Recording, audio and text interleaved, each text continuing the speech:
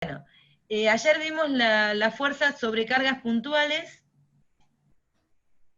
que es dada por la ley de Coulomb, y lo que remarcamos era que para determinar esa fuerza nosotros teníamos que tener en cuenta que el módulo estaba dado por el valor absoluto de la expresión que estoy marcando, es decir, del producto de las cargas, las constantes y la distancia al cuadrado entre las cargas, y la dirección estaba dada por los signos de las cargas, o sea, la dirección estaba dada por el versor que apunta desde, por ejemplo, si esta es la fuerza que 1 le hace a 2, entiéndase esta, y quiere seguir apareciendo, la fuerza, bueno, la fuerza que la carga 1 le hace a la carga 2, tengo que ver el versor que apunta desde la carga 1 a la carga 2 para definir la dirección, y el sentido me lo va a terminar dando el producto de las cargas. Si son del mismo signo, me va a terminar dando una fuerza que apunta en la dirección con...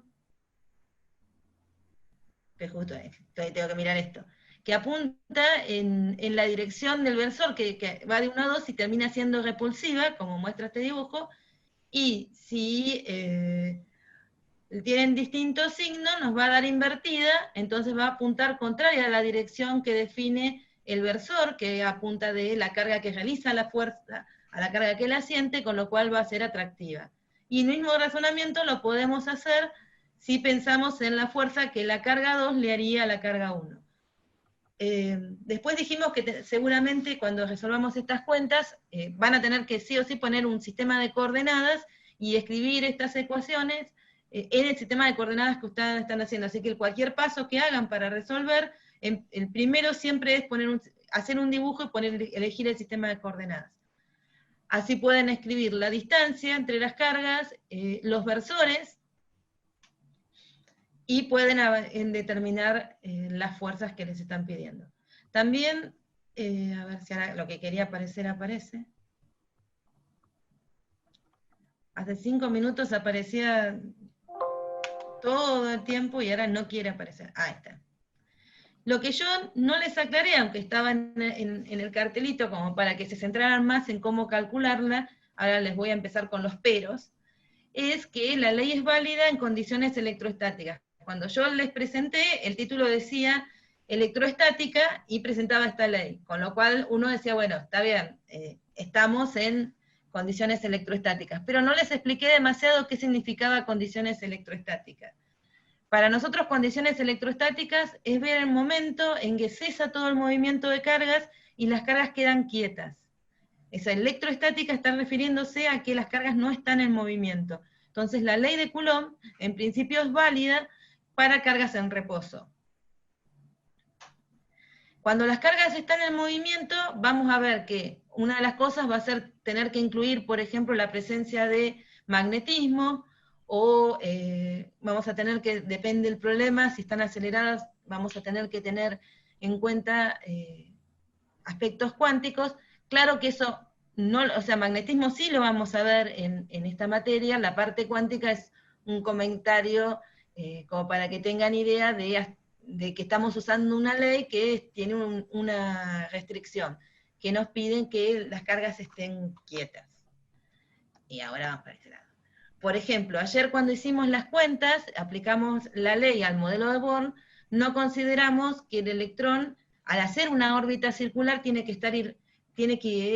estar acelerado, y eso se comprobó que genera que el electrón irradie su energía, con lo cual si va perdiendo energía mientras se mueve por su órbita, la va irradiando, tendría que ir perdiendo energía cinética y por lo tanto yendo en espiral hacia el núcleo. Entonces el modelo de Born, en el que presentamos el otro día, no es estable, y justamente por tener en cuenta ese aspecto, porque estamos aplicando una ley válida para cargas en reposo a cargas que están aceleradas. Bueno, eso nos lleva a que tengamos que recurrir a otro modelo, y es el modelo cuántico. Obvio que no lo vamos a ver, ustedes lo van a ver cuando vean cuántica o física general 4, pero en principio uno tiene que estar atento de las limitaciones de las leyes que vamos a presentar. Entonces, vamos a aplicar la ley de Coulomb en general. Cuando alcancemos el equilibrio electrostático, eso quiere decir el momento en que las cargas queden en reposo, o vamos a recurrir a aproximar ese equilibrio electrostático pensando en que en procesos muy, muy lentos, algo así como cuasi estáticos, y bueno, pensar que vamos viendo procesos, todo lo hacemos muy lento y hacemos una aproximación a que las cargas estarían casi quietas. Sería una opción como para poder seguir estimando cosas a partir de esta ley. De todas maneras, la importancia de esta ley es que nos va a dar el paso a definir otra magnitud que la vamos a definir hoy, que es justamente la que nos va a permitir independizarnos en el futuro de la idea de si están quietas o en movimiento, y nos va a permitir hablar en forma más amplia y plantear mejor el formalismo. Entonces, ahora no les quiero decir qué es porque siempre termino adelantándome. Mi otra ayudante, Lorena, me para todo el tiempo y me dice, no te adelantes. Para mantener, bueno, después, otro comentario en relación de esto, es que, por ejemplo, uno podría decir cómo mantiene, en el caso más básico, cómo mantenemos, si queremos tener esta configuración de cargas quietas, cómo las mantenemos ahí. Bueno, se mantienen ahí porque yo debo tener que hacer algún vínculo mecánico que las va a mantener quietas. También por la fuerza electrostática, en este caso no se están manteniendo quietas. La otra opción, por ejemplo, lo podemos pensar cómo mantenemos todos los protones unidos en el núcleo, si son todas cargas positivas que intentan repelerse. Bueno, porque justamente hay otra fuerza que se llama interacción fuerte, que es otra de las interacciones fundamentales. Recuerdan que ayer hicimos un comentario y hablamos de la fuerza gravitatoria para compararla con la electrostática, con la eléctrica, y dijimos que eran fuerzas que trabajan a distancia, que dependían como 1 sobre r cuadrado, con la distancia al cuadrado, que una era atractiva, la gravitatoria, y la otra podía ser atractiva o repulsiva, y calculamos los órdenes de magnitud y vimos que para el caso de tener que ver la atracción entre un protón y un electrón, por ejemplo, a una cierta distancia, la gravitatoria no la considerábamos, era muchísimo más, tenía muchos órdenes de magnitud menor que la eléctrica. Bueno, las otras fuerzas fundamentales son la interacción fuerte, que es justamente una de las responsables de que los protones en el núcleo se mantengan unidos, y después la interacción débil, que también está relacionada con la física nuclear. Bien. Si quiere avanzar, capaz que... Cuando avanza, avanza en grande. Bien. Ayer también hablamos, bueno, de la ley del cuadrado de la distancia, hasta dónde la podemos hacer, porque decimos, bueno, sí, estamos pensando una aproximación de cargas puntuales, o sea, estoy dándole una dimensión puntual a una carga. Yo dije, bueno, no, en realidad nada es tan puntual, y esa dimensión puntual no existe, tiene una dimensión. Bueno, ¿hasta dónde vale la ley, por empezar? Ha sido bastante verificada la inversa del cuadrado de la distancia, hasta órdenes que son del tamaño de dimensiones nucleares, es decir, del orden de 10 a la menos 11 metros. A distancias menores, la teoría, o sea, falla, pero han tratado de explicarlo un poco considerando que, por ejemplo, el protón, que estaríamos hablando ya de tamaños nucleares, tiene una estructura interna. De eso tampoco nos vamos a meter mucho, pero es bueno saber hasta dónde uno tiene esa aproximación de carga puntual que hicimos ayer. Voy a decir el otro día, como si hubiera pasado en 3 semanas, y es ayer. Marisa, acá hay una pregunta, de Ariel, te la digo. Dale. Que dice, cuando dice que las cargas tienen que estar quietas, esto nos afectaría cuando analizamos la repulsión o atracción de las cargas. ¿Cómo se analizaría eso? Claro, si están quietas, aplicás la ley y analizarías la repulsión o atracción. El tema es si se mueven, porque ahí te va cambiando la distancia. Esa ley deja de ser válida, tenés que empezar a considerar que hay otros efectos, además, como por ejemplo la presencia de un campo magnético. Si están quietas, creo que la aplicás y ahí tenés las fuerzas de repulsión o atracción, y no le veo demasiado problema. No sé, vos Lore, ¿le ves algún problema? No, no, no, no. O sea, obviamente no van a estar ahí quietas solo porque sí, ¿no? Pero es lo que Claro, explicaba Marisa al principio. Evidentemente tiene que haber algún otro efecto que hace que estén quietas. Pero una vez que yo supongo que están quietas, entonces puedo aplicar la ley de Coulomb. claro. Y si Ahí dice no, que sí, entendió. sí. Eh, si no, tienen que suponer esto que les digo, vamos a usarla en forma aproximada, asumiendo que las cargas no se aceleran o no tienen altas velocidades. Entonces uno sabe que la está usando en forma aproximada porque está despreciando estos efectos cuando la usa. Bueno, Hay, acá hay otra sí, pregunta interesante de Nicolás que dice, entonces la ley de Coulomb sirve solo para analizar la fuerza, pero no el movimiento. Pregunta. eh, y ya tenés el problema, sí, sí, porque cuando están en movimiento, sobre todo si están en movimiento todas, eh, empieza a aparecer mínimo el campo en los efectos Claro, magnéticos. Y si claro, se aceleran, en las partículas empiezan a perder energía porque irradian. Así que sí, a medida que vamos haciendo que se muevan más rápido, la ley de Coulomb vale cada vez menos. Es ujú, una aproximación más burda de lo que es. Pero nos pueden dar una idea aproximada de cómo se comportarían. Es ujú, decir, por ejemplo, ayer, en el problemita que habíamos mirado, que teníamos dos cargas y veíamos dónde poner la tercera para que se quedara en equilibrio y demás, que dijimos, si la apartamos en la dirección X, se va a terminar tiene una fuerza atractiva hacia la carga hacia la que acercamos, y si la apartamos en la dirección perpendicular a la línea que une las cargas, va a tener una fuerza atractiva siempre a la posición de equilibrio, que yo elegí el caso más sencillo, Lore, y le puse dos cargas iguales, o sea, cosa que me claro, quede en el medio. Estaba muy claro, dormida esta noche y dije, no vamos a complicar la vida porque voy a terminar haciendo lío. Pero bueno, seguro, era explicarles ahí que muchas veces uno ve un problema y dice, tengo media docena de regiones para analizar, y se pone a hacer las cuentas, ahí a probar todas las que en todas las regiones, y le empiezan a dar todas menos una, y hace 5 páginas. Y que el primer paso en esos problemas es analizar si existe la posibilidad de que haya un equilibrio en las regiones.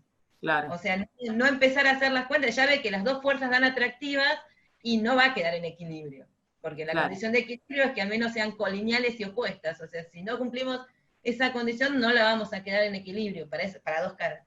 Y lo mismo claro, puede pasar si les dan otras distribuciones. Hay como que sentarse y ver antes de empezar a hacer cuentas, prestar atención a qué regiones serían las que tendría que analizar. Pero ujú, bueno, ahí salió lo de hablar de equilibrio estable o inestable, para ver qué tan estable era la cosa, y bueno, dijimos sobre el eje, que era el eje que habíamos puesto a las cargas. Si movíamos acercando hacia una de las cargas, la carguita que estábamos poniendo y queríamos mantener en equilibrio, se iba hacia la carga a la que la acercábamos, o sea que era inestable. Sobre el eje Y vimos que podía volver a la posición de equilibrio.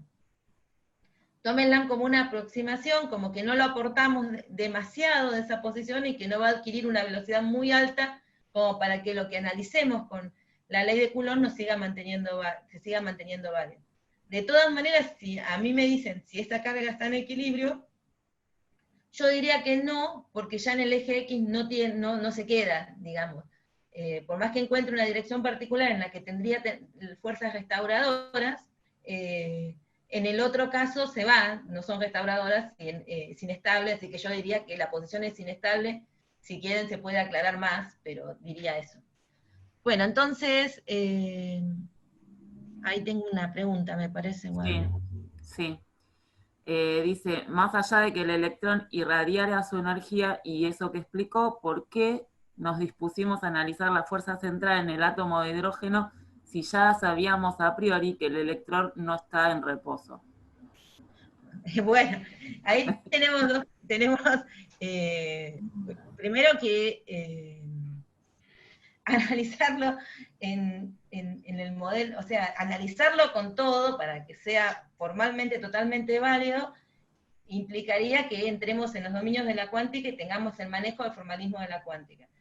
Sin embargo, la fuerza, de Coulomb es el modelo de fuerza, que después vamos a definir potencial, pero es el modelo de fuerza que se usa para analizar justamente eso, pero lo haces desde otro enfoque, con otro formalismo. De todas maneras, el modelo de Born es un modelo que bastantes cosas las explica relativamente bien. Entonces es un modelo aceptable, por ejemplo, para poder explicar, como hicimos con esas cuentas, que claramente la interacción gravitatoria no la vamos a tener que tener en cuenta si queremos describir un átomo.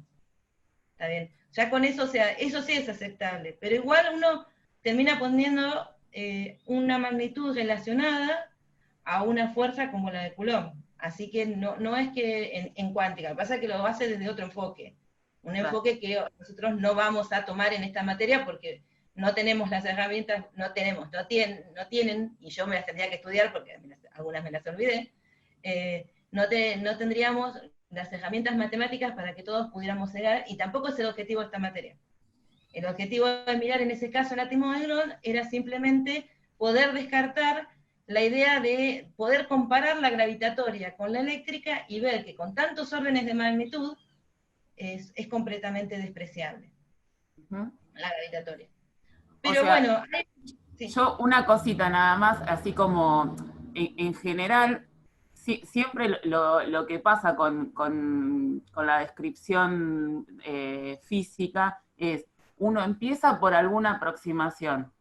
Entonces, bajo esas aproximaciones puede describir una gran cantidad de fenómenos. En el momento en que aparece algún fenómeno que no puede describirlo con esa aproximación, empieza a hacer alguna corrección de segundo orden, uno diría. Y así sucesivamente. Ahora, esas correcciones de segundo orden siempre son bastante más pequeñas que la aproximación original. Entonces se pueden llegar a ver esos efectos en ciertas circunstancias muy particulares, pero no en las más generales. Entonces, lo que Marisa viene explicando hasta ahora es, bueno, bajo ciertas aproximaciones bastante generales, puedo suponer que vale la ley de Coulomb y tener una primera idea de cómo se comporta el sistema. Y después veré, cuando empiezo a mirar más fino, empiezan a aparecer otras aproximaciones, pero de nuevo, son aproximaciones más finas, que no aparecen, no son visibles de entrada, ¿sí? Eso como concepto general de por qué puede hacer esa aproximación, si en realidad el átomo, bueno, todo eso, ¿sí? Sí, aparte recuerden esto que les dije yo ayer, de visión de ciencia como algo que no es la verdad, nosotros no tenemos una teoría que lo explica todo, sino un conjunto de modelos que arman teorías que tratan de modelar la naturaleza, pero la naturaleza está modelada y como modelo en algún momento va a fallar, porque tomamos decisiones al plantear los modelos. Y esas decisiones van a tener consecuencias y algún fenómeno, alguna cosa nos va a quedar fuera del marco de esa teoría y vamos a tener que avanzar. Y las rupturas de teoría son las que más han hecho avanzar la ciencia, y en particular la física está llena de rupturas de teorías. O sea, de que yo les dije ayer, yo no voy a describir el movimiento de un camión con cuántica, no tiene sentido. Lo voy a describir con la mecánica newtoniana, pero soy consciente que si quiero describir el movimiento de un electrón en un núcleo, no puedo usar la mecánica newtoniana, si quiero describir todos los aspectos de eso. Entonces, bueno, es como que tenemos el ejemplo de que son modelos y esos modelos tienen un límite. Y que pueden ser bastante buenos para describir algo, pero fallar en otros aspectos, y bueno, ahí uno necesita tomar un modelo más sofisticado que aborde el aspecto que nosotros queremos estudiar. Ayer también me preguntaron, yo ayer quería como centrarme porque si uno siente que si te están presentando una ley y ya te la critican cuando te la están presentando, uno siente que la tiene que tirar a la basura, ¿o no, Lorena? Sí. Para que la pregunta que nos hizo recién, no sé cómo me acuerdo el nombre del chico, es que, evidentemente, ¿para qué me lo explican si 2 minutos después me dicen que es una porquería y que no explica nada? No, bueno, por eso yo ayer traté más de avanzar en la ley de Coulomb, para hoy contarles un poco las limitaciones de esa ley. para que no la quieran tirar a la basura el primer día, digamos. Claro, porque inclusive esa va a ser la que me va a permitir definir el concepto de campo eléctrico y después independizarme, porque ya ese concepto va más allá de si las cargas están quietas o en movimiento, ya ese concepto lo voy a poder seguir usando. Entonces, tomémoslo con calma, aprendamos esto, tengamos en cuenta que vale para cargas quietas, o sea, que se muevan muy lentamente, o sea que en el caso que vimos de la carguita que la apartábamos de su posición, vamos a asumir que no está acelerada cuando tratamos de describir su movimiento. Bueno, después había una cosa más que era, uno mira las dos leyes, la de gravitación y la de Coulomb, y ve que hay una relación que es la inversa al cuadrado de la distancia, en un caso entre las masas, y en el otro caso entre las cargas. Y bueno, ayer preguntaban, ¿y es casualidad? No, en realidad está relacionado con la idea, o sea, en principio fue probado experimentalmente, pero en principio uno lo puede pensar que ambas leyes cumplen algo, que es que si tenemos un cascarón, por ejemplo, un cascarón de masa, el campo gravitatorio que está relacionado con la ley de gravitación universal que la usamos ayer, y su proporcionalidad inversa del cuadrado. Miren, lo puse, predice que un cascarón de masa no produce campo gravitatorio. Lo escribí bien y lo leo mal. Entonces, si no tenemos un cascarón de masa, o sea que tiene un hueco, el cascarón, en ese interior del hueco no se produce un campo gravitatorio. Ese se llama teorema de los cascarones. En este caso, con la fuerza eléctrica nos pasa lo mismo. Dentro del cascarón no se va a producir o sea, si ponemos una carga no va a sentir una fuerza. O sea, vamos a ver que eso está relacionado con la ausencia de un campo eléctrico. Así que el teorema de los cascarones tiene validez porque justamente la ley que rige la presencia de una fuerza gravitatoria dentro del cascarón o de una fuerza eléctrica dentro del cascarón cargado, en otro caso con masa, está regida por una inversa al cuadrado de la distancia, de la masa o de la carga al punto donde queremos calcular. Y hay un dibujito que ayuda a entender eso, si quiere aparecer en el dibujito, es una cosa, que es suponer que esto azul es un cascarón infinitesimal, o sea, es muy finito, y que lo que pintamos de naranjita son, podemos pensar las masas o las cargas.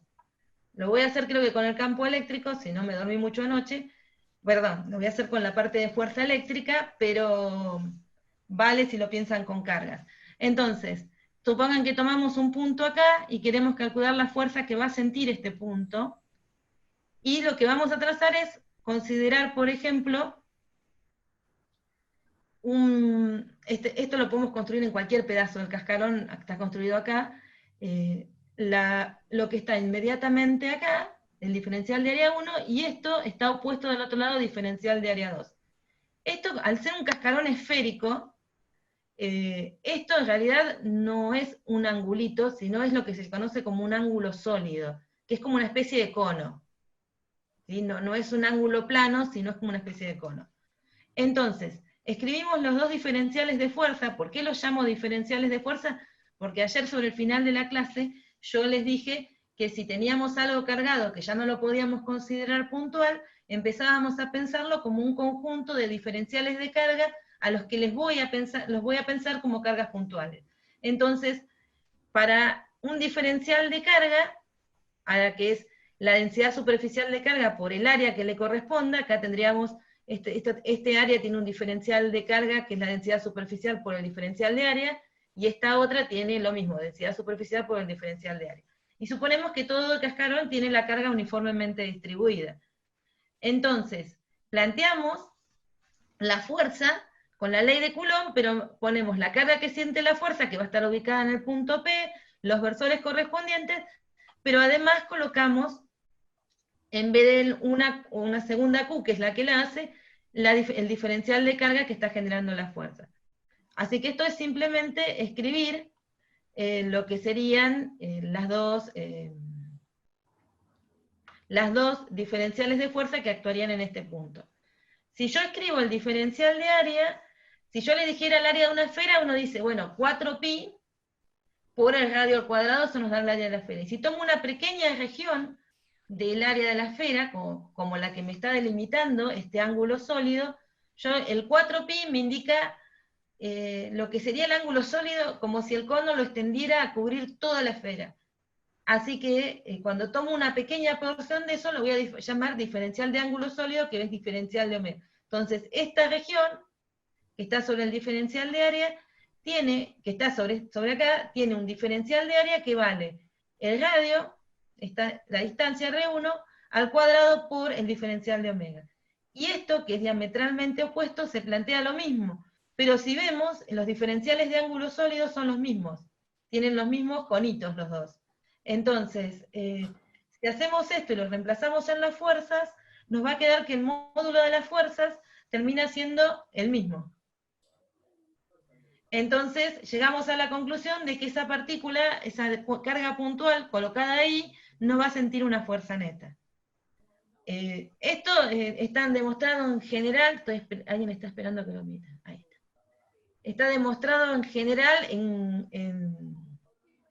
para gravitación, de esta forma lo estamos como traduciendo a la fuerza eléctrica.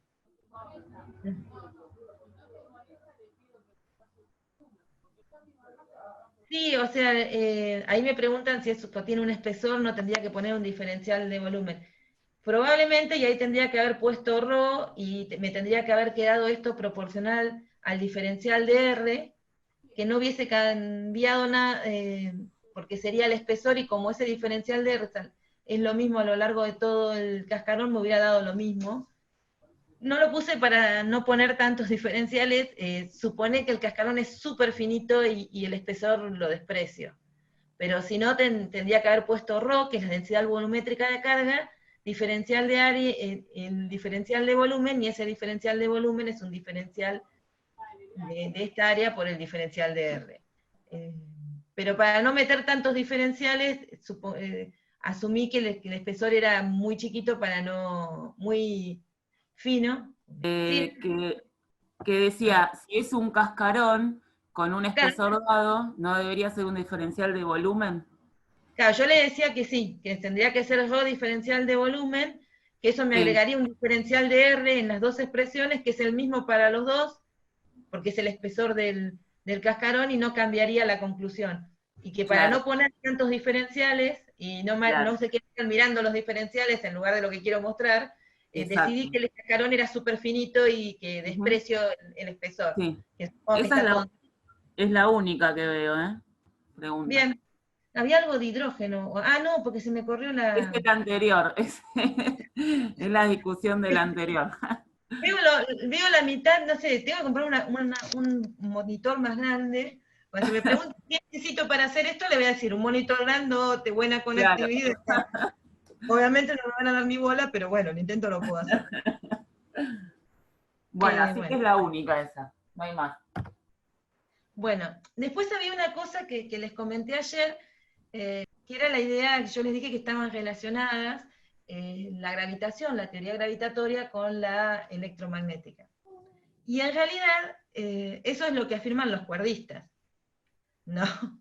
Eh, o sea, uno lo que busca en física, por eso muchas veces cuando ustedes hablen con gente de otras especialidades, sobre todo con los biólogos o geólogos o gente de esas áreas, lo que uno busca en la física normalmente es unificar y que la teoría tenga, o sea, que queremos ir a la ecuación que lo represente todo, que con esa ecuación, con lo más linda posible, podamos describir todo lo que queremos contar. Entonces, si hay 4 interacciones fundamentales, como la electromagnética, la gravitatoria, la fuerte y la débil, ponerlas todas en una sola teoría es lo ideal y se llama,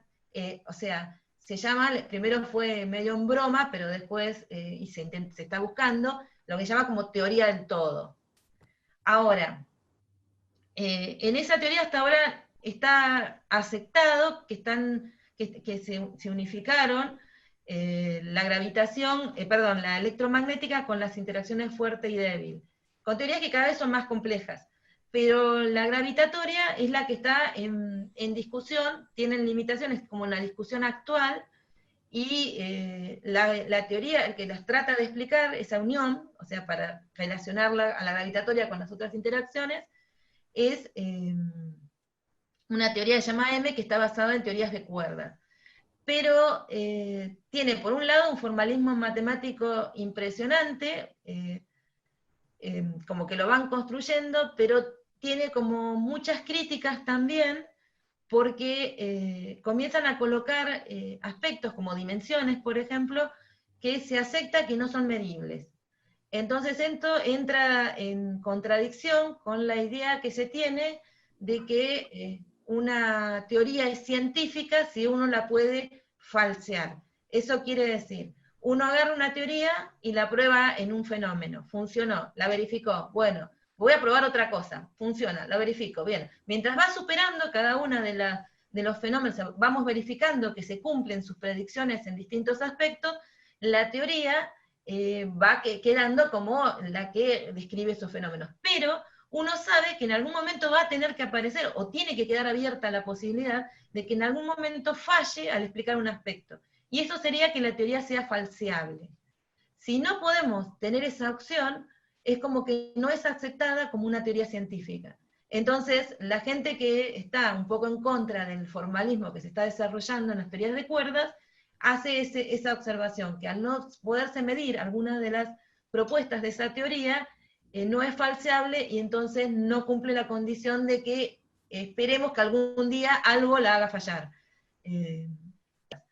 Es una teoría compleja, inclusive para la gente que trabaja en esos temas. No se las puedo explicar más allá de lo que les he contado. La persona que da esta idea, que en vez de hablar de que verifiquemos, verificar aspectos de fenómenos, o sea, verificar hipótesis a través de la teoría experimentalmente, lo haga válida, bueno, se cambió ese enfoque a decir verificar hipótesis, permite mantenerla para los fenómenos en los que estamos verificando, pero queda siempre abierta la posibilidad de que en algún momento falle.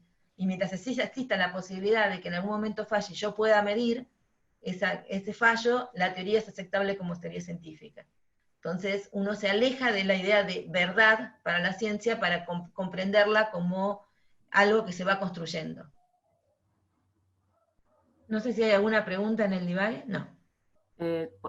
No veo Los nada. maté, los maté. No, porque ayer me preguntaron y yo digo, bueno, ¿cómo explico esto? Lo pensé y dije, bueno, ya que estoy diciendo las cosas que fallan, de pasada les aclaro esto, ¿no? Que no hay una teoría unificada que una la gravitación con el electromagnetismo que sea aceptada por todas las comunidades científicas, digamos. Es justamente algo de lo que se está estudiando en los últimos tiempos.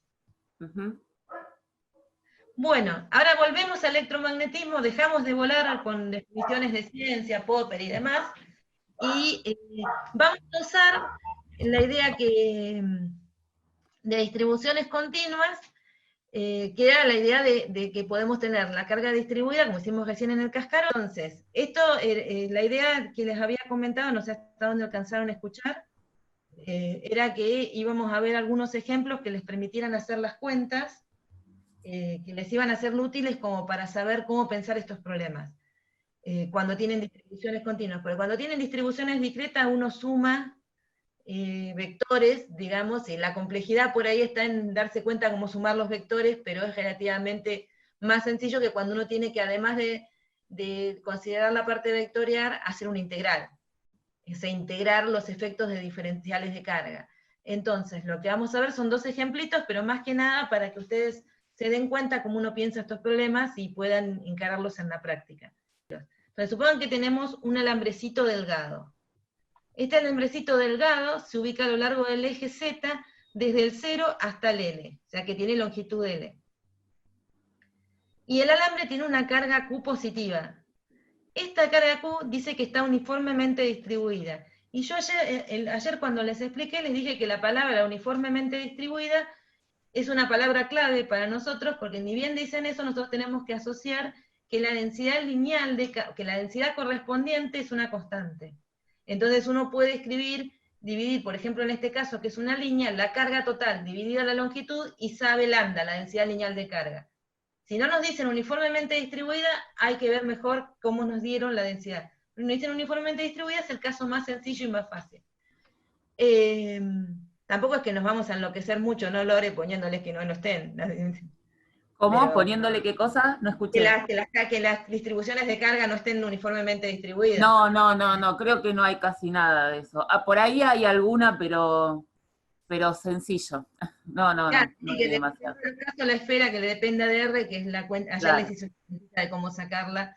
claro. O sea, no nos vamos a enloquecer porque No, sabemos no, también el matemático que tienen, entonces no la son. idea es que aprendan más física, digamos. Sí, sí, Yo sí, ayer sí. les decía que esta materia es una materia en la que uno tiene que aprender mucho la intuición, tiene que aprender a pensar físicamente el electromagnetismo para que cuando lo ataque, injustamente la materia se llama electromagnetismo, con todas las herramientas matemáticas, no quede en oculto el sentido físico de las cosas.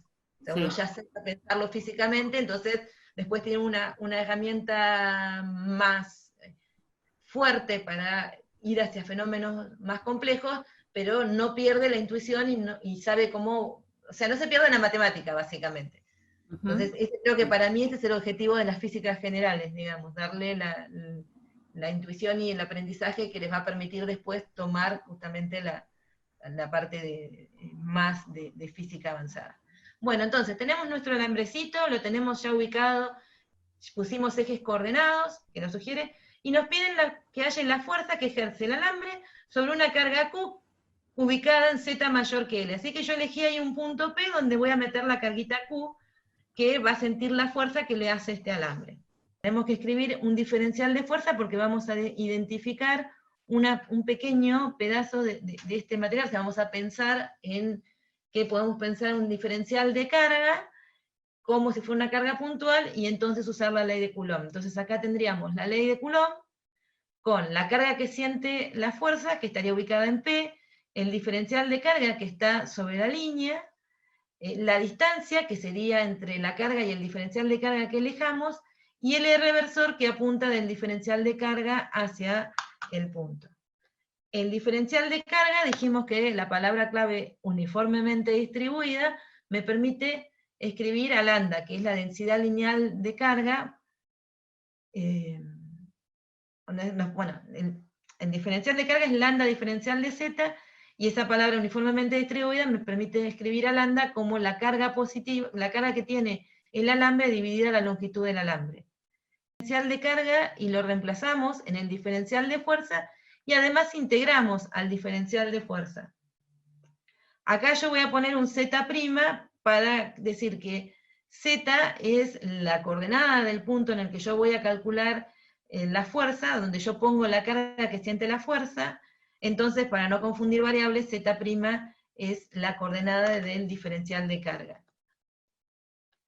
Va a mostrar al final lo que quiero mostrar al principio. Entonces, si yo tomo, por ejemplo, un diferencial de carga acá, la distancia de esto a z, a la coordenada del punto, es z menos z'. Por eso R está reemplazado por z menos z' al cuadrado. Y tengo que hacer la integral desde 0, que es donde empieza la densidad lineal de carga, hasta L. Lo que miro es que las cargas, el 4pi epsilon cielo L, no dependen de la variable de integración, y tengo que integrar esta expresión, que es bastante sencilla.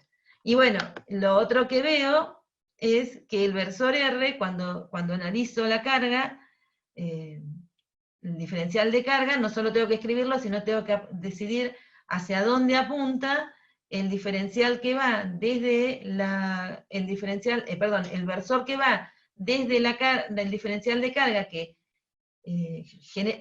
realiza la fuerza hacia la carga que la siente. Y en este caso es sencillo porque es directamente el versor K. Entonces ya tenemos todo escrito. Tenemos escrito la parte del módulo y la parte del versor. La integral es relativamente sencilla.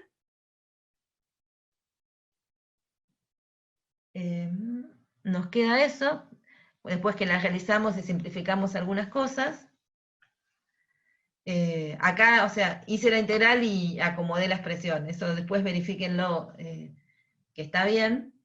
Entonces eso nos daría la fuerza en cualquier punto sobre el eje Z que se tiraría una carga, que pusiera ahí que tiene medida Q. Ahora bien, fíjense que si uno toma que la posición donde va a poner la carga que va a sentir la fuerza, la aleja en relación a la longitud que tiene la línea, uno tendría que empezar a pensar que esa línea, la longitud de la línea comienza a ser mucho menor que la distancia a la carga, con lo cual la longitud de la línea comienza a ser menos relevante, una dimensión mucho menor que la dimensión relevante que es la distancia. Si uno hace eso, entonces en esta expresión desprecia L frente a Z y nos queda una expresión que ¿a qué les recuerda? Se durmieron, se fueron a... Todavía tengo los 32. ¿A qué les recuerda esta expresión? Hola. Marisa. Hola, hola. Sí, la expresión final no se ve, quedó cortada. Oh, oh. Acá está La que bien. tienes, o sea, se ve la que dice F de Z y no se ve la última, la de más abajo. Esa no Bueno, se ve. imagínense que... No sé por qué no se ve. Imagínense que en esta expresión que se ve antes, para no salir de vuelta de la... Espero que no nos vuelva a pasar. Que en esta expresión que estamos viendo acá, despreciamos L frente a Z, entonces nos quedaría Z por Z, o sea que nos Claro. quedarían las cargas 4pi epsilon 0 Z cuadrado, en la dirección K. Sí, o sea, 1 sobre Z cuadrado nos queda acá, si despreciamos L. ¿A qué se parecería esa expresión? Acá Juan dice que se parece a la ley de Coulomb. ¿Y está bien que se parezca a la ley de Coulomb?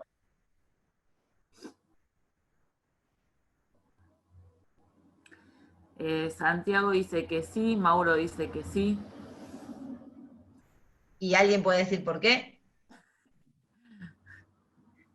Sí, está bueno, viste que Sí. somos... sí, y se acabó. Matías dice porque es equivalente a tener una carga puntual en el centro del alambre. Claro, sería cierto, o en el origen da lo mismo, porque al estar tan lejos, ese alambre es como una carga puntual, digamos, y que esté en el centro, en el origen, no nos va a cambiar nada la expresión. O sea que si después lo vamos a usar como una carga puntual. O sea, esto de es una carga que no es la expresión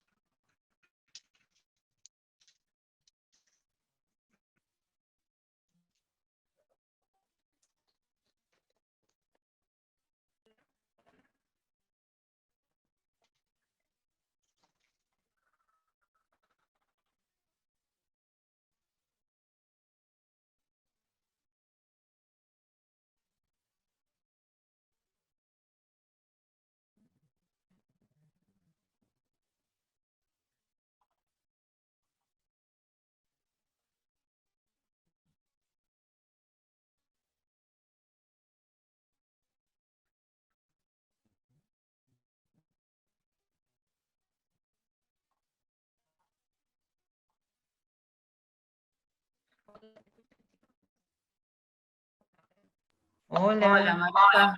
Ahí Está haciendo volvió. referencia. Encima si salgo como que me pone que se va que cierra la reunión, lo cual es peor. No puedo Ah, salir claro, ahora. Pues me da miedo que cierre la reunión y quedemos todos afuera. Y esto, viste, que lo controla la facultad, no lo controlo yo. Bueno, si claro, quedamos todos afuera. claro. En Ahí fin, volvió, ya está todo eso, bien. ahí volvió. Y ahí Aprovechemos. se Entonces ve estamos todos, bien, sí, ahí se ve bien sí, el la Z. expresión final, sí.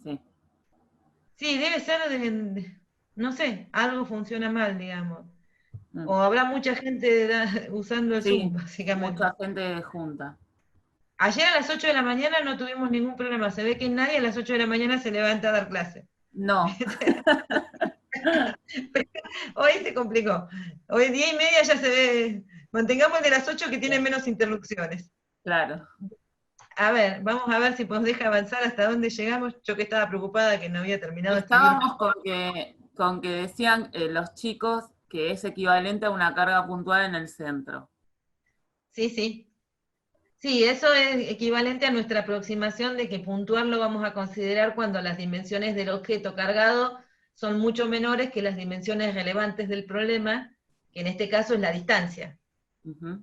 O sea, Marisa, y una cosita antes de que sigas, yo ahí respondí, pero por ahí vale aclarar porque se perdieron un poquito con qué era Z'.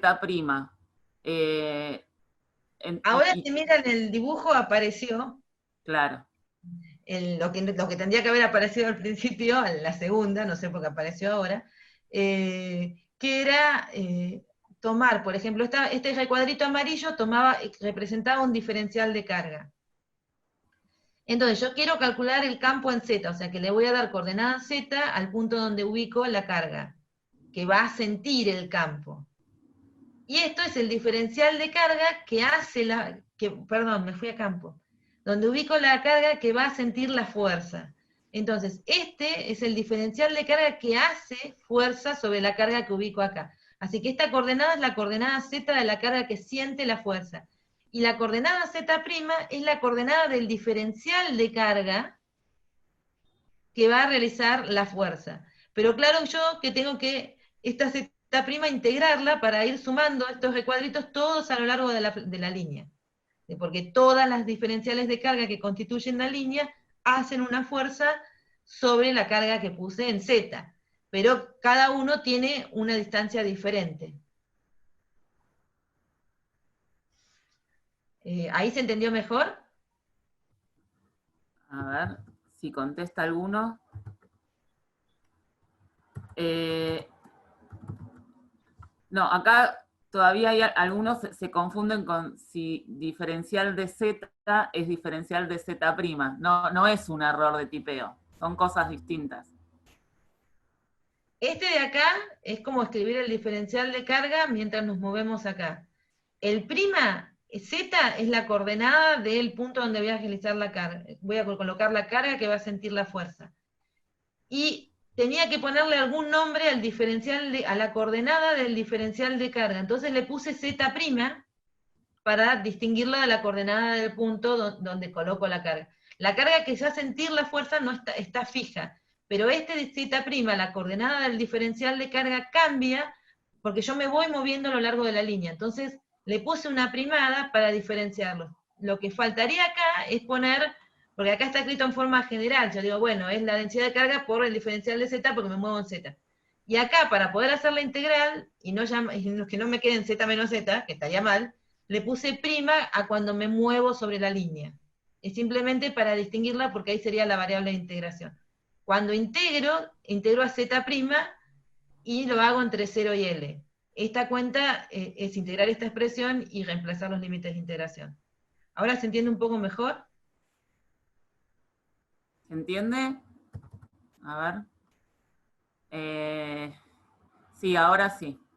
Si quieren le podemos poner una primita acá desde el principio. Yo no se lo puse desde el principio porque quería que vieran que uno iba a integrar la lentitud estaba en la dirección de Z, entonces integro en la dirección de Z. Sí. Esto ya era una consecuencia de cómo planteo la integral, o sea, poner un prima para no confundirme. Ahora ya se entendió, Mari. Buenísimo. Calculamos la fuerza realizada por un anillo delgado de radio R mayúscula, uniformemente cargado, con una carga Q chiquita. Esa fuerza la realiza sobre una carga cuya mayúscula ubicada a una distancia Z sobre el eje del anillo. Entonces, identifico un pequeño diferencial de carga en el anillo. Y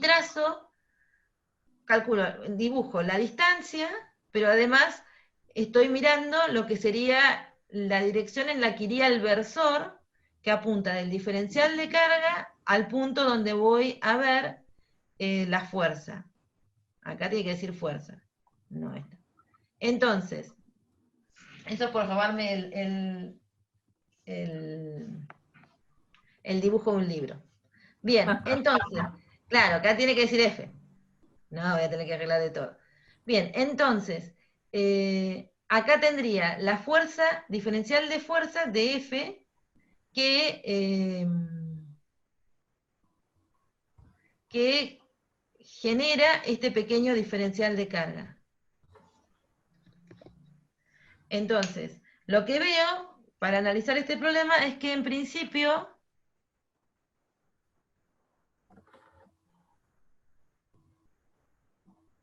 eso trata de arreglar mis cagadas de F.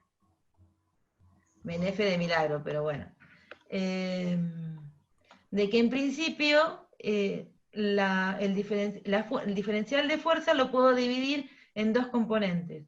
Uno que va a lo largo del eje del anillo y uno que va en el plano perpendicular al plano que define el anillo. O sea, ahora bien, tengo que escribir la ley de Coulomb tomando como una de las cargas la carga que ejerce el campo, el diferencial de Q.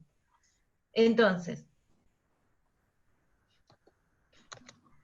veo que tengo dos opciones, este diferencial de fuerza tiene una componente en la dirección del eje y una componente perpendicular, así que uso coseno y seno de tita para definir las dos componentes.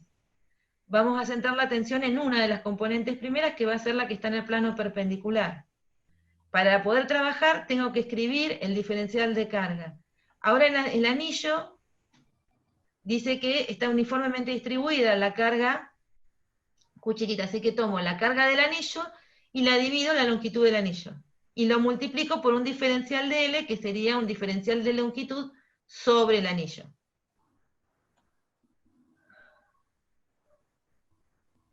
Ese diferencial de L yo lo puedo escribir como el radio del anillo por un ángulo, que es el que vamos a ir moviéndonos a medida que nos movemos a lo largo de todo el anillo. Si empezáramos acá, acá es 0, y cuando vamos avanzando, vamos yendo hacia el 2π. Eso sería escribir R de φ. Este sería la longitud de un arco con un ángulo diferencial de φ. Entonces, centrando la atención en la componente perpendicular, yo puedo hacer un análisis previo para ver qué me tendría que dar.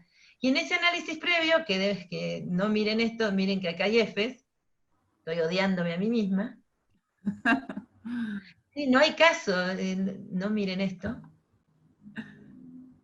Eso porque estaba muy cansada anoche. Y sí, que me largaron la materia la semana pasada, entonces es como armar todo esto a las corridas. Entonces, miramos el diferencial, que lo llamamos 1, genera una fuerza en esta dirección. El diferencial de fuerza que llamamos 2 genera una fuerza en esta dirección. Si vemos las componentes en el plano perpendicular al eje del anillo, se oponen.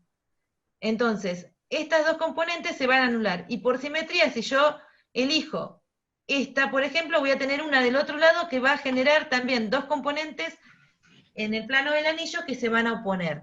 Entonces, en el plano del anillo yo tengo que llegar a la conclusión de que el diferencial de fuerza perpendicular sobre la carga que estoy poniendo en este punto me tiene que dar 0. Y las componentes que van en la dirección del eje, que es el diferencial de Fz, ese me tiene que dar diferente de 0. Ya sabiendo eso, voy por las cuentas. La componente perpendicular, lo que me tengo que dar cuenta es que en realidad tendría que escribirlo, esta componente perpendicular, en dos direcciones. Tomar un ángulo acá, elegir el eje X y el Y, y descomponer esta componente perpendicular en la proyección sobre el eje X y la proyección sobre el eje Y. Por eso nos aparece el coseno acá de φ, y en la de Y, si va a aparecer en algún momento,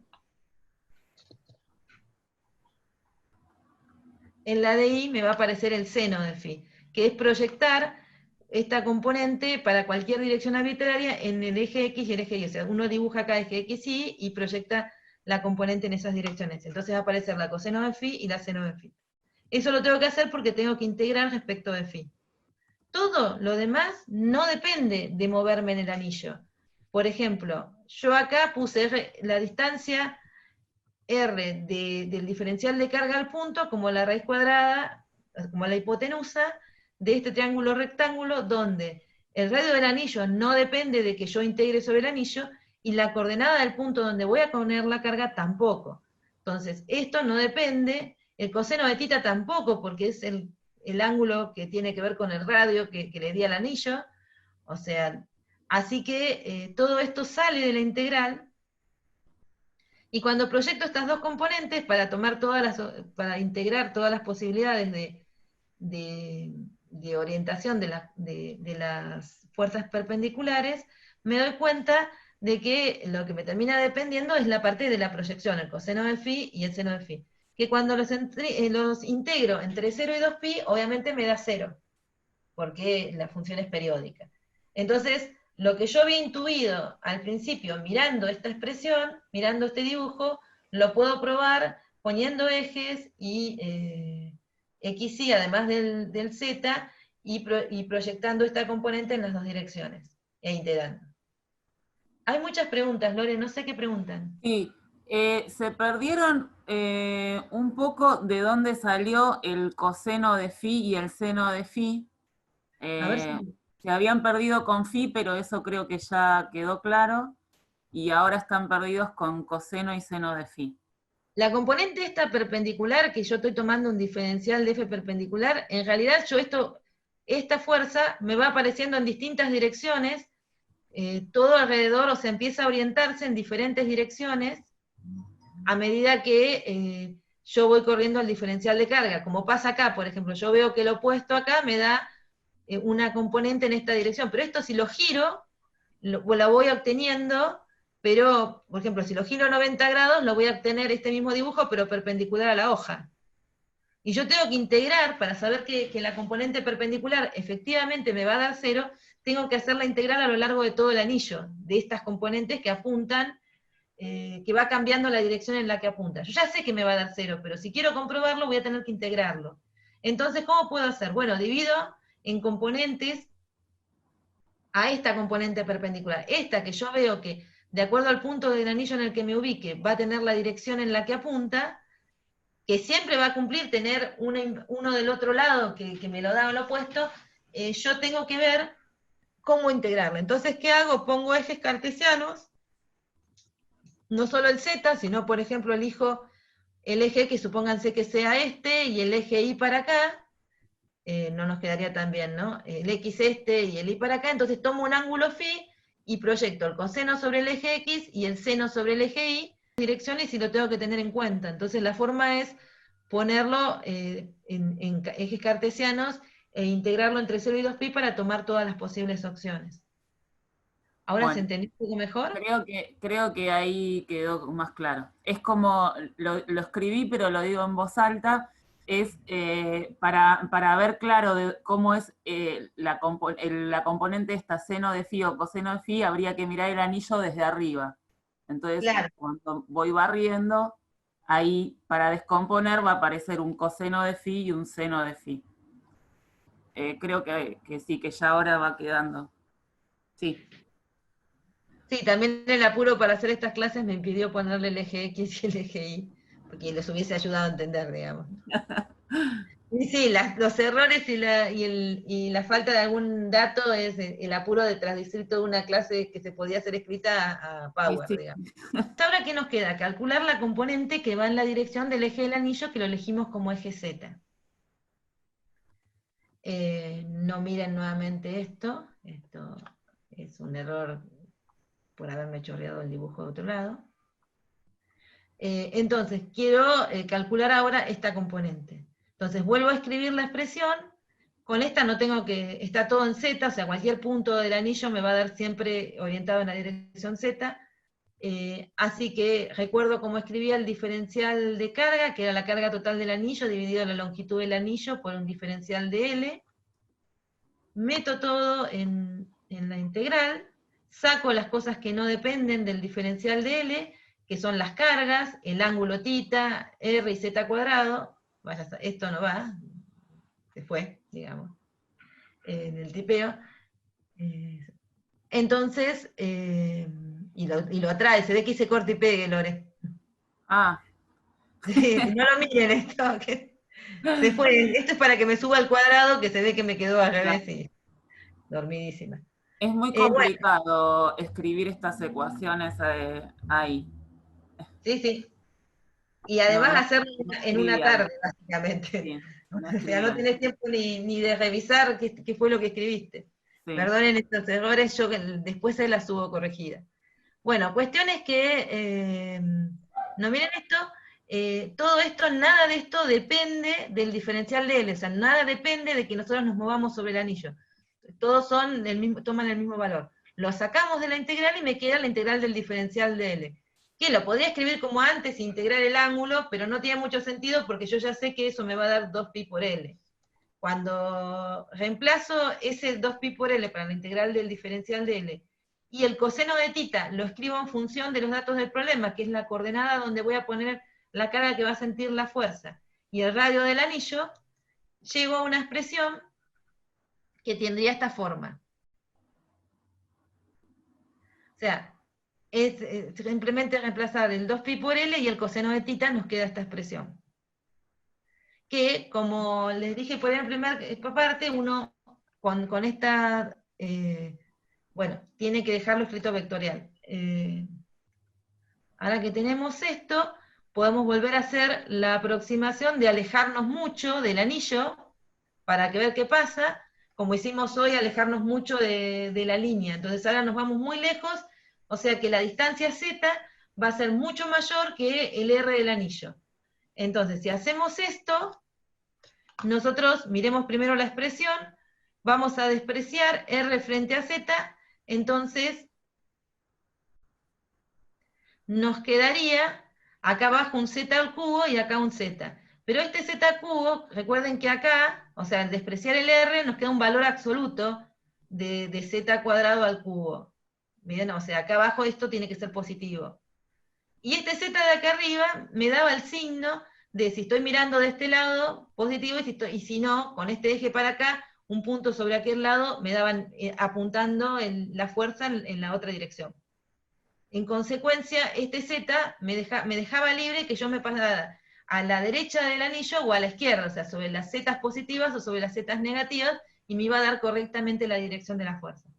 Entonces, cuando voy a simplificar y me quiero llevar esta Z con el cubo, que me quede Z cuadrado, tengo que tener cuidado de que esta magnitud de acá abajo me iba a quedar positiva, porque la raíz cuadrada de Z al cuadrado me queda el valor absoluto de Z, o sea que abajo iba sí o sí positiva, pero la de arriba tenía la posibilidad de tener los dos signos de acuerdo al lado donde nos parábamos.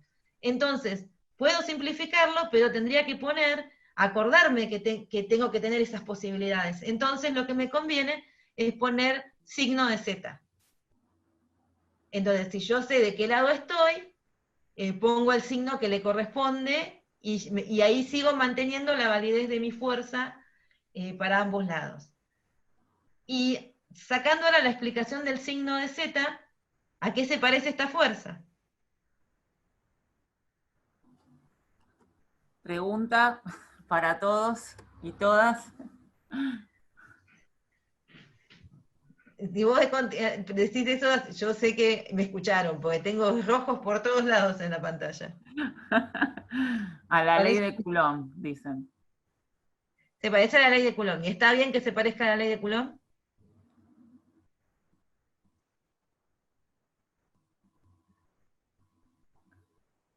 Sí, ¿por qué? A ver, sí.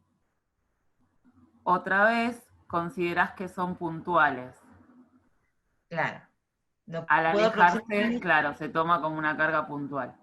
¿Y esto de qué nos sirve además como un testeo para nosotros? Si nosotros estamos resolviendo el problema y sabemos que la distribución es tipo un anillo, una línea, que cuando me aleje mucho va a tener que comportarse como si fuera una carga puntual, si no nos tiende a la expresión de una carga puntual, hicimos algo mal.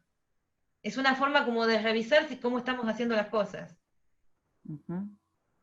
Bueno, hay una cosa, porque después cuando hablemos de simetrías para meter la ley de Gauss, el anillo es bastante simétrico respecto del eje, de hecho las cuentas salen fácil porque tiene esa simetría, pero es solo simétrico respecto del eje. digamos. O sea, si uno se aleja del eje para calcular el campo en algún punto por acá, ya esta condición de que la componente que nos daba para este diferencial de carga tiene el mismo valor que la que nos daría para un diferencial de carga opuesto, ya no se cumpliría, porque si yo me muevo para esta dirección, tengo más cerca el diferencial de carga de acá que el de acá, y eso implica necesariamente que este diferencial de carga va a generar una diferencial de fuerza en el plano perpendicular más intenso.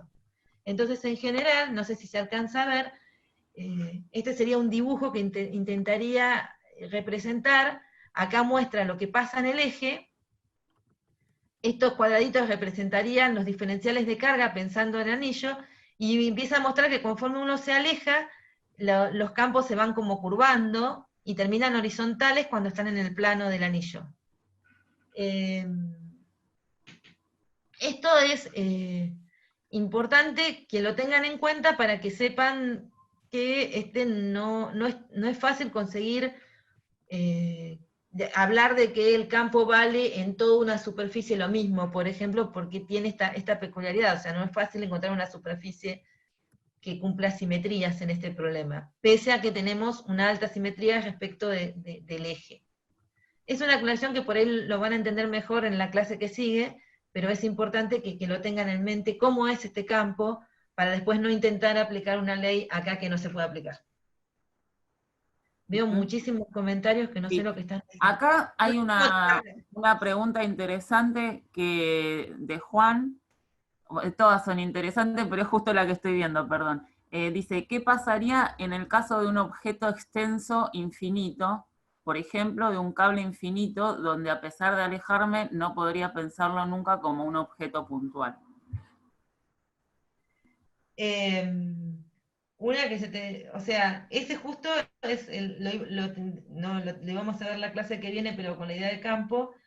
Lo mismo si este anillo lo convertimos en una especie de disco sumando anillitos y después le hacemos el radio infinito y tendríamos un plano infinito. Se puede calcular, obviamente lo que Claro. no podemos esperar es que en el límite de alejarnos mucho del plano lo podamos ver como un punto.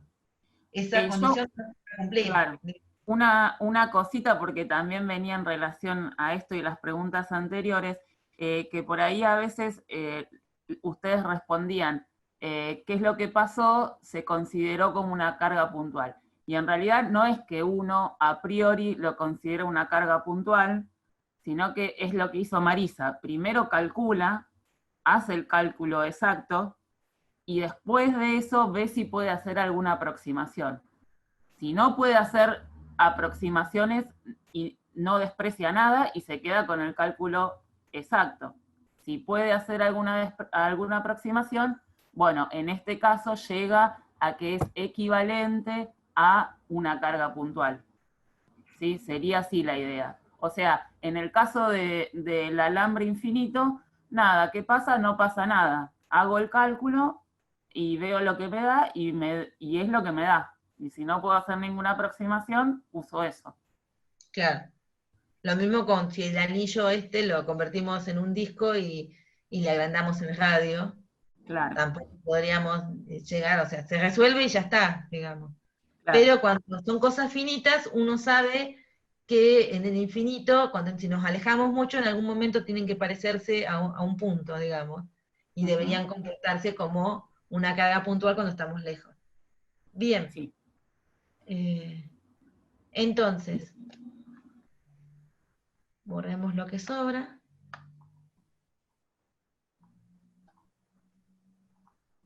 Y quiero ver el título para saber. Bueno, acá viene algo que yo les dijimos al principio, porque claro, uno empieza a decir, ¿para qué queremos la ley de Coulomb si al final no vale cuando las cargas se mueven y demás? Y yo les dije, bueno, no, nos permite establecer varias cosas, y entre ellas nos permite introducir un nuevo concepto, que es la idea de campo eléctrico, que cuando se me desacomodó un poco la idea de la clase, empecé a hablar de campo eléctrico porque uno se va directamente a eso, ya como que lo tiene seteada la idea de campo. Que es un nuevo enfoque para nosotros, porque el enfoque que estábamos viendo hasta hace 2 segundos es ideas de sumar fuerzas.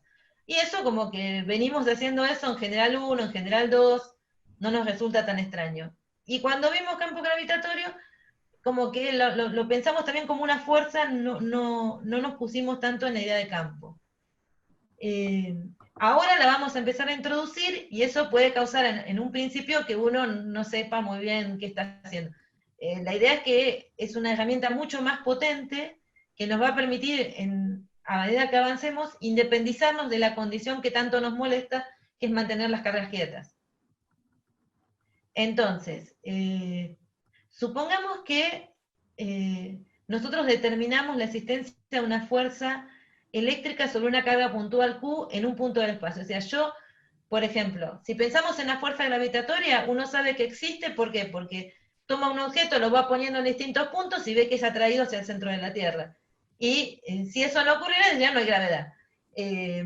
Acá hacemos lo mismo, tomamos una carga, un objeto cargado, lo vamos colocando en distintos puntos y vemos que sobre ese objeto actúa una fuerza. Entonces, si actúa una fuerza, a ese punto lo vamos a empezar a considerar como algo especial. O sea, decimos, bueno, en ese punto yo coloco un objeto, va a sentir una fuerza. No me quiero apartar de la... Si retiramos ese objeto y ubicamos otra carga, y tenemos que tener cuidado ahí de que cuando retiramos el objeto y ponemos la otra carga, las cargas que están generando ese efecto, porque hay alguien, o sea, si existe una fuerza sobre una carga que coloco en un punto, una fuerza eléctrica, quiere decir que hay otras cargas en alguna parte, que por ahí no las estoy viendo, no estoy tan lejos, no sé, pero yo sé, más allá de que sepa las distribuciones de carga que tengo, que en ese punto hay un campo, porque yo pongo una carga y aparece una fuerza eléctrica. Y si saco esa carga y pongo otra carga, también va a aparecer una fuerza eléctrica que va a ser proporcional a la carga que tiene el nuevo objeto. Entonces, ese punto tiene como un algo, en ese punto hay algo cuya existencia no va a depender de que haya o no una carga. O sea, yo sé que existe ese algo porque pongo cargas y noto el efecto, pero que haya o no una carga no implica que no, o sea, si no hay una carga puesta en ese punto, no significa que no existe ese efecto, que no existe algo ahí, ese algo. Ese algo está determinado por las restantes cargas en el espacio y podemos determinar la presencia en un punto cualquiera justamente colocando lo que vamos a llamar ahora una carga de prueba. Es decir, si yo quiero determinar la existencia de ese algo, lo que voy a hacer es usar una carga que voy a llamar carga de prueba. Entonces, esa carga de prueba va a tener propiedades. La carga de prueba, por empezar, es positiva, ahora vamos a ver por qué, y también vamos a tratar de que no sea muy grande, pero también vamos a ver por qué. Pero bueno, nosotros ponemos la carga de prueba, que es nuestro tester, y vamos viendo en cada uno de los puntos la presencia de un campo, de ese algo, que vamos a llamar campo eléctrico. O sea, a cada punto del espacio le asignamos una fuerza eléctrica por unidad de carga, que me comí, que definía el campo eléctrico en cada punto del espacio, como una fuerza eléctrica por unidad de carga, que sería dividir a la fuerza que siente la carga de prueba por el valor de la carga de prueba. Entonces, estamos pensando que voy con mi carguita de prueba, la pongo en distintos puntos y defino ahí la fuerza por unidad de campo, de carga, que sería lo que voy a llamar campo eléctrico. Entonces, para minimizar los efectos de la carga de prueba, o sea, por empezar podría ser que mis distribuciones de carga que generan el campo en los puntos en donde yo estoy viendo, las regiones donde estoy tomando puntos para ver si existe el campo, estén muy lejas y fijas. Con lo cual, si yo vengo y pongo una carga chica, una carga grande además, la fuerza, el campo que generan las otras cargas no va a cambiar. Ahora, yo necesito, por empezar, que sea una carga puntual, la carga de prueba, porque no va a actuar de la misma manera la fuerza en una carga puntual que en un objeto grande cargado. Aparte, ¿por qué? Porque en cada uno de los puntos a los que voy a ir testeando, el campo ese puede cambiar. A ver si lo resumo. Yo defino el campo como la fuerza por unidad de carga, pero la carga esa que pongo para testear la presencia de campo no puede ser cualquier cosa. Por empezar, tiene que ser puntual para que yo pueda considerar la fuerza que se siente en ese punto y no la fuerza que sentiría cada uno de los puntos de la esfera, de lo que sea que ponga ahí, debido a los valores de campo que hay alrededor. O sea, si pongo una esfera de 1 metro, obviamente el campo me puede variar y no voy a determinar el valor del campo exactamente porque estoy tomando en un punto, sino en todo el volumen de una esfera de 1 metro. O sea, no me va a servir.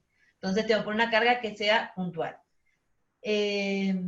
Además, la carga que yo pongo no tendría que ser muy grande, porque si yo pongo una carga muy intensa, si las otras cargas que generan el campo están sujetas por soportes mecánicos que impiden que se muevan, y bueno, en principio podría poner cargas grandes, ¿no, chicas? Porque no voy a alterar las distribuciones de carga que me generan el campo en ese punto.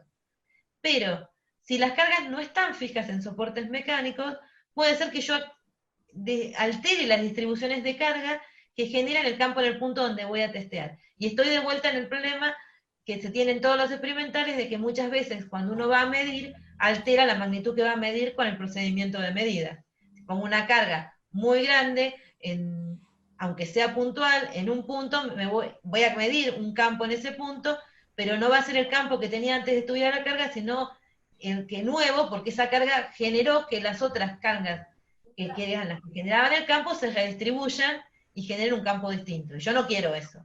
Entonces, si están fijas no tendría demasiado problema, pero si las cargas se pueden mover, las que generan el campo, tendría que poner la carga lo más chiquita posible de modo que las mueva lo menos posible. Entonces, en general, yo puedo definir el campo como el límite de la fuerza que se siente en ese punto sobre la carga cuando la carga de prueba tiende a 0. Entonces, la carga tiene que ser chiquita, la carga tiene que ser puntual, porque voy a testear un punto, porque no quiero que me altere las distribuciones. Entonces tomo el límite, y se avanza la cosa.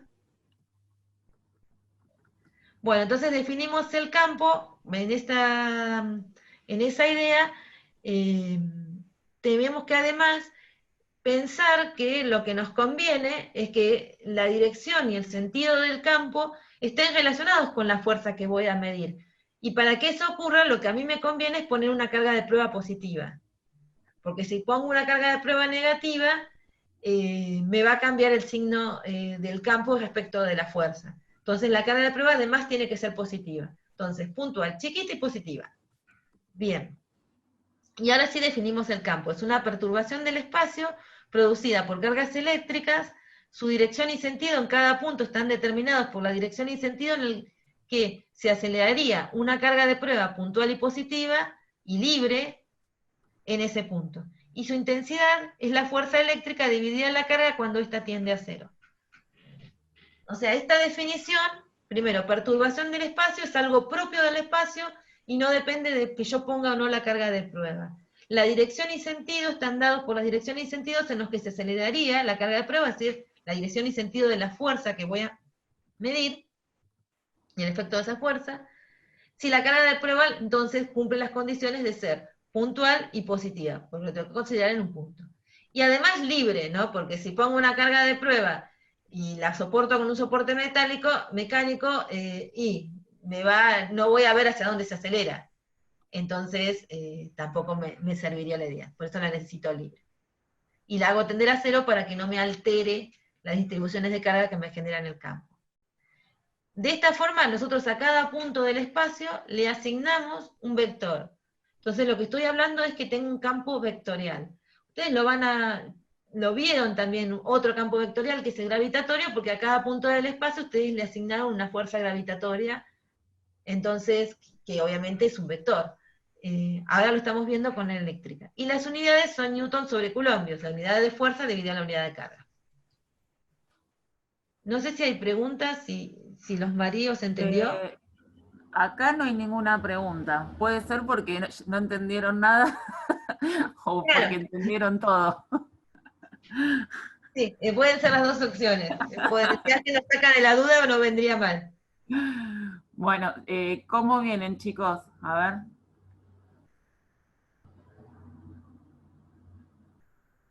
Por acá dice que todo bien, que se entendió Bien. todo. Buenísimo. Bueno. Bueno, entonces para una carga puntual, se los estoy escribiendo ahí, el campo sería definirlo con la ley de Coulomb, pero considerando solo la carga que genera el campo, porque la carga que lo siente, la carga que siente la fuerza no estaría, porque se simplifica, sería la carga de prueba, básicamente. Entonces dividiría por la carga de prueba y me quedaría esta expresión. O sea que ese es el campo de una carga puntual. Y ahí podemos empezar a ver propiedades de ese campo de una carga puntual, y el primero es que el módulo de ese campo es el mismo sobre una esfera de radio R centrada en la carga. En eso estamos de acuerdo, porque este R que aparece acá es la distancia de la carga al punto donde yo quiero calcular el campo, o determinar el valor del campo, y R versor va de la carga que genera el campo al punto donde yo quiero medir el campo. Entonces, si yo me pongo en una esfera concéntrica con la carga, tengo el mismo valor de radio de la esfera, de R, para cada uno de los puntos de la superficie de la esfera. Entonces, bueno, el dibujito original empezaría por decir que sobre estas líneas, sobre estas esferas concéntricas, yo debería esperar siempre tener el mismo valor de campo.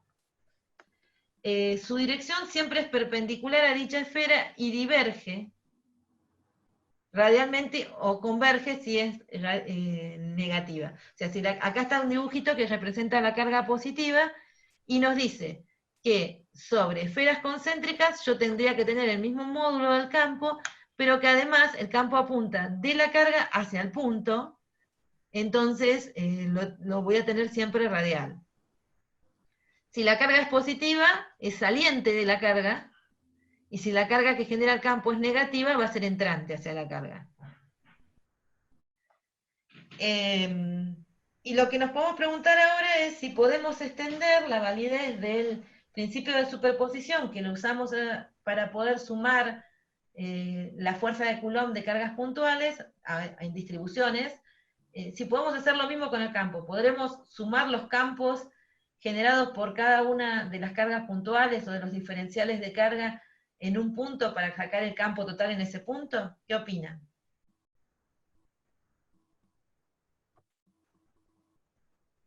A ver, repetí de nuevo la pregunta porque acá Esta alguien pregunta dice... Sí, dale. si es válido el principio de superposición aplicado al campo eléctrico. Es decir, nosotros vimos que si teníamos como las fuerzas, decíamos que la fuerza que siente una carga es debido a las fuerzas que realizan todas las demás cargas a la carga que lo siente. Entonces sumábamos todas las fuerzas y sacábamos la fuerza total. O sea, en una distribución de cargas, hoy integramos porque era una distribución continua y sumábamos las fuerzas que generaban los diferenciales de carga. Ahora estamos pensando en la idea de campo. Entonces, ¿podremos hacer lo mismo? ¿El campo en un punto será la suma de los campos que generan todas las cargas que están en el espacio en ese punto? Bueno, acá hay varios que dicen que sí o que creen que sí. Sí, es un sí, digamos. Que sale principalmente por la definición que le dimos al campo, o sea, lo estamos pensando como una fuerza por unidad de carga. Si vale el principio de superposición para esa fuerza, debería valer para algo que está dividido en una constante, digamos. Así Claro. que vale. Bueno, entonces ahora tenemos como un paralelismo para la idea de campo, como lo tuvimos hace un ratito para la idea de fuerza. Podemos tener distribuciones discretas, vamos a llamar n cargas, y distribuciones continuas, que son líneas, volúmenes, áreas. Y tenemos que escribir el campo en las dos expresiones. Entonces, en las distribuciones discretas, uno pone las cargas, mira el punto P, y en las distribuciones continuas, toma un diferencial de carga y mira el punto P para dibujar el campo. En el primer caso, en el punto P suma en forma discreta cada una de los campos que genera las cargas Q sub I en el punto donde yo lo quiero calcular, y en el paso al continuo implica integrar un diferencial de carga, donde R siempre va a ser la distancia del diferencial de carga al punto, y claramente va a ir moviéndose como se nos movía cuando estábamos calculando la fuerza, y R versor es el versor que va de la carga que genera el campo al punto donde quiero calcular el campo. Y acá la misma lógica, ¿no? RI es la distancia de la carga al punto, y RI versor es el versor que apunta desde la carga que genera el campo al punto donde lo quiero calcular. Entonces esto lo acabamos de generalizar a al campo a pensar aplicando el principio de superposición.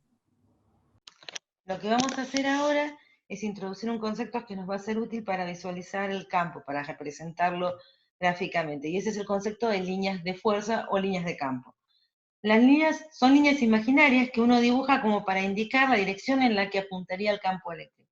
¿Cómo las relaciona? Bueno, dice que esas líneas son las líneas que van marcando en cada punto la tangente a esas líneas la dirección en la que se aceleraría una carga de prueba positiva si la colocamos en ese punto en condiciones libres, o sea, sin que actúen otras fuerzas.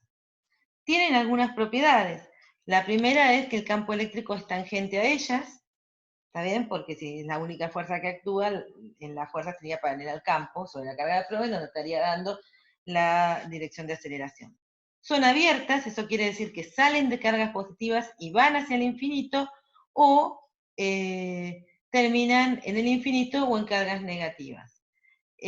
Su número es proporcional a la magnitud de la carga que las origina. O sea que si yo tengo más cargas, debería aumentar la densidad de líneas.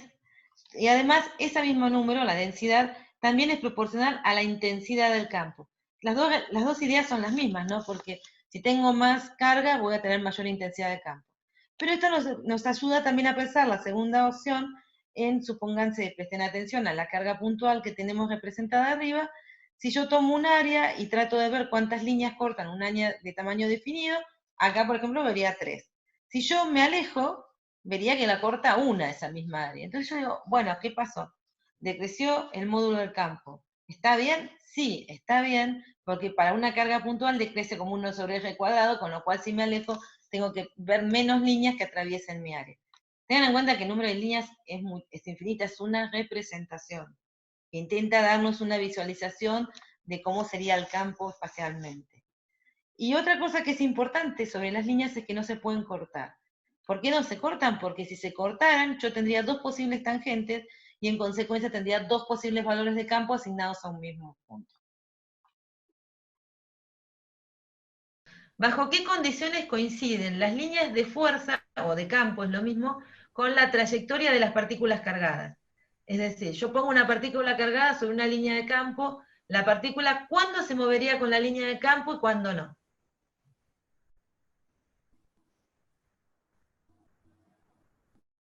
El silencio unánime.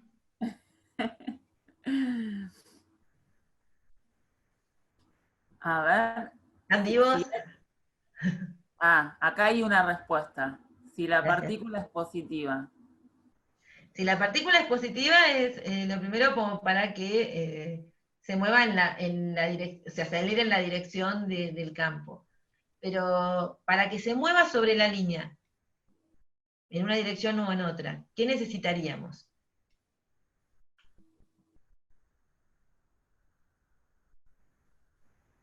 Acá hay alguien que dice que cuando no haya otras fuerzas externas. Sí, asumamos que está solo el campo eléctrico. Bien, y otra respuesta es cuando las líneas de fuerza sean rectas. Claro, ahí ya tenemos una primera condición que es que si es curvada, se nos va a ir por la tangente, digamos.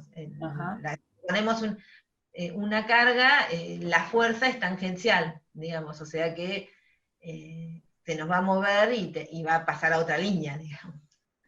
Pero además de eso, para que siga eso, ¿qué más le tengo que pedir a la carga? Que sea positiva para que se mueva que sean rectas, como las cargas puntuales, ¿y qué más?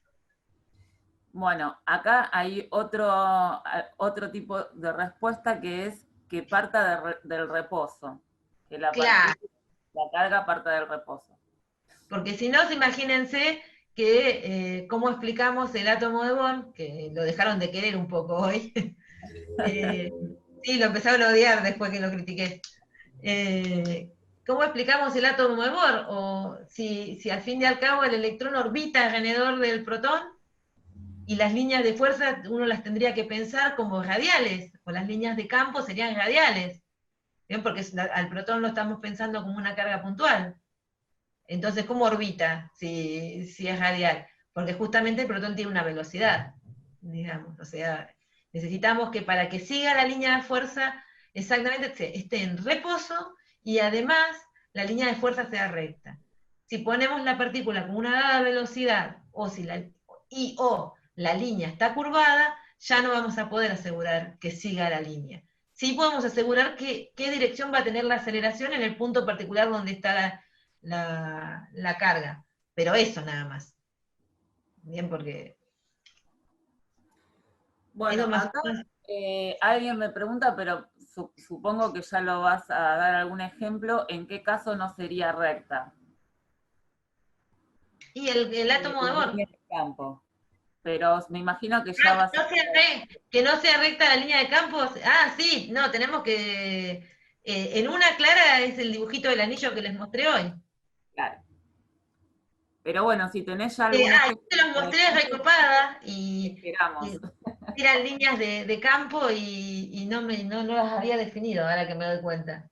En el dibujito del anillo, yo les mostraba líneas que justamente son las líneas de campo, porque el campo es tangente a esas líneas.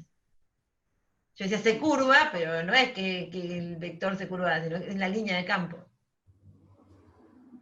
Bueno, sigamos un poquito más porque exactamente en el horario vienen y nos cortan. ¿Cómo serían las líneas de campo para dos cargas positivas separadas a una distancia d? ¿Qué esperan que ocurra con las cargas positivas si tenemos dos separadas a una distancia d? Al menos así a grosso modo, porque no podemos dibujar. Yo les voy a mostrar el dibujo ahora, pero Dicen, se repelen, eh, las líneas se repelen, responden. bien. Entonces, y para dos cargas de distinto. Bueno, Sí. acá hay otra respuesta que dice no hay. Ah, bueno. ¿No Bueno, hay campos entre dos cargas positivas? Estuvimos no hay, calculando campos. no hay líneas.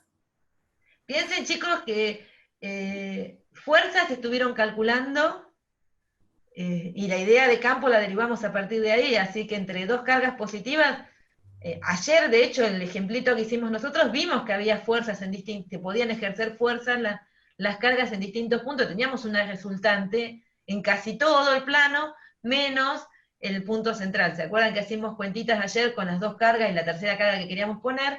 Imaginemos que la tercera carga que queremos poner ahora es la carga de prueba, y eso que estábamos determinando, en lugar de ser una fuerza, es un campo. Lo Y que pasa existía. que, como la respuesta era en relación a qué pasa con las líneas entre las dos cargas positivas, claro, gráficamente pareciera ser que hay alguna región en donde no hay líneas. Eso es cierto. O sea, no es que no hay una línea, sino que sí, hay un plano en el que no hay, digamos. Claro. Después, si fueran positivas, ahora vamos a ver los dibujitos. Si las dos cargas tienen distintos signos, si las dos cargas, una aclaración, tienen distintos signos en la misma carga Q, en valor absoluto, se llama dipolo. Ya lo vamos metiendo porque es parte de lo que tengo que hacer cuentas en la próxima. O sea, si ponemos una carga positiva y negativa con el mismo valor de carga separada a una distancia d, a esa cosa la vamos a llamar dipolo. Entonces, para un dipolo, ¿cómo esperan que sean las cargas? Las líneas de fuerza o de campo. Acá hay una respuesta que dice que empiezan en la positiva y terminan en la negativa. Bien. Entonces, miremos los dibujitos. Ahí le estarían teniendo los dibujitos. Acá no hay una línea en el medio, pero se supone que están separados esos dos. Son dos dibujitos distintos. Aclaro porque justo ahí no se ve ni la niñita blanca. Sí, no. Viste que siempre se te escapa algo que se puede Alguna interpretar. cosa, hasta que no lo pones, se te va. Sí, sí. Igual yo después reviso un poco esto y lo mejoro para subírselos, para los que por ahí quieren volverlo a leer. Fíjense que es lo que ustedes dijeron, ¿no? Como que se repelen en una región y esta región exactamente del centro va a tener un punto en el que no va a haber campo. El punto del medio sería un punto oscuro, digamos, porque ahí no habría campo. Y en esto se atraen, o sea que siempre tendríamos valores de campo.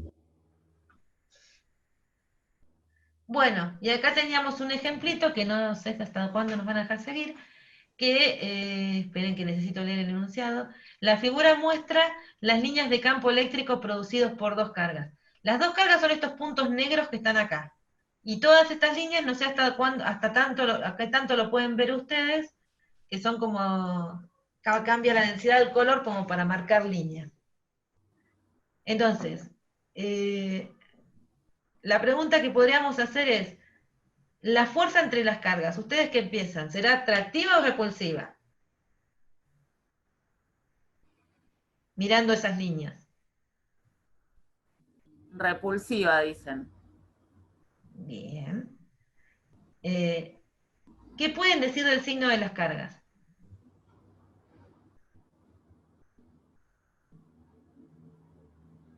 Que son del mismo signo. Respuesta. Sí, no podemos saber si son dos positivas ni o dos negativas, pero sabemos que son del mismo signo. Claro. ¿Y cuál de las dos cargas posee mayor magnitud? ¿Cuál es más grande la carga que tiene?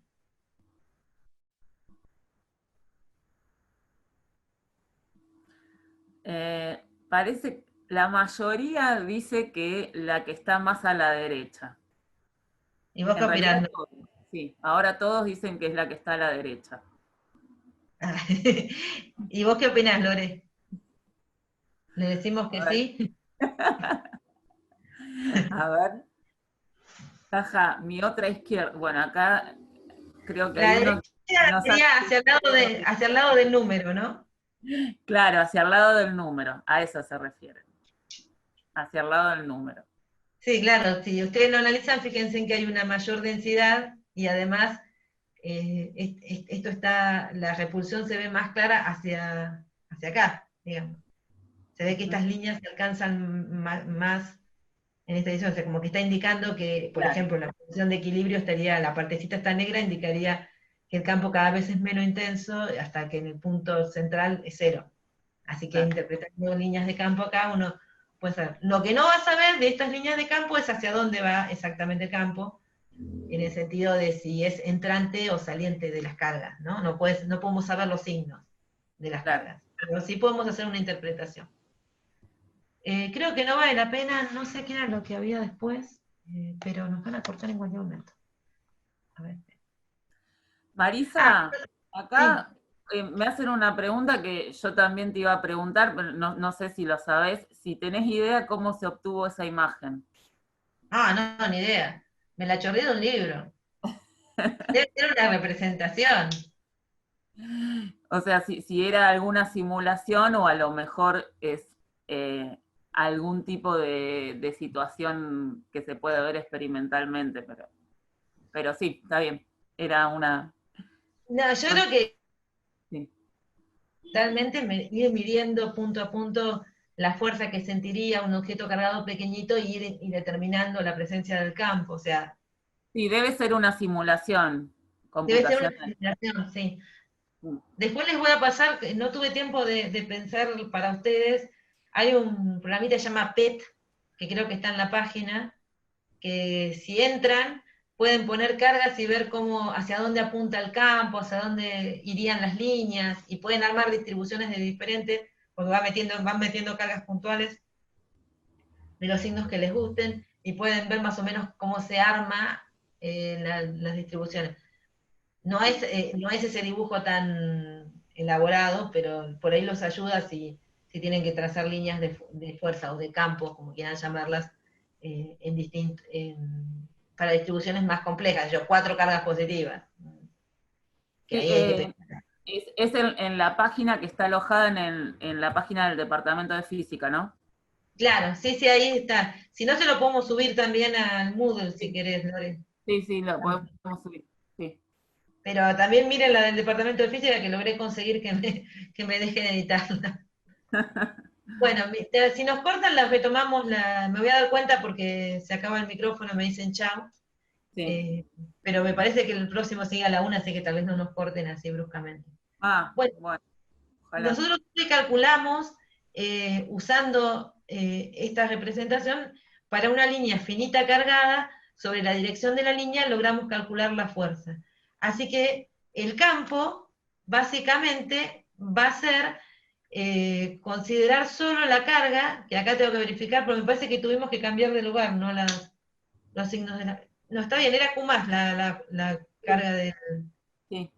Va a ser solo considerar la carga que tiene la línea infinita, o sea, lo que vamos a suponer es que la carga que poníamos en, en P para determinar, para que sintiera la fuerza que generaban las otras, ahora es una carga de prueba, con lo cual cuando dividimos por la carga de prueba, llegamos de vuelta a una expresión de campo directamente. O sea que los razonamientos que usamos para calcular al principio de la clase la fuerza son totalmente válidos para calcular el campo. O sea, podemos repetir todo y llegar a esa expresión. O sea, y lo mismo si hacemos con un anillo delgado cargado uniformemente sobre el eje del anillo. Ahora sí va a campo, como estaba, y el campo nos queda en Z y lo que va a aparecer es la carga que tiene el anillo, nada más. Si llegan a tener una contradicción, yo la voy a revisar esto ahora para que queden, que no le queden los errores, pero si encuentran alguna contradicción pregunten porque lo terminé ya sobre la hora, así que estas cosas van a pasar por agarrar la materia de golpe, digamos.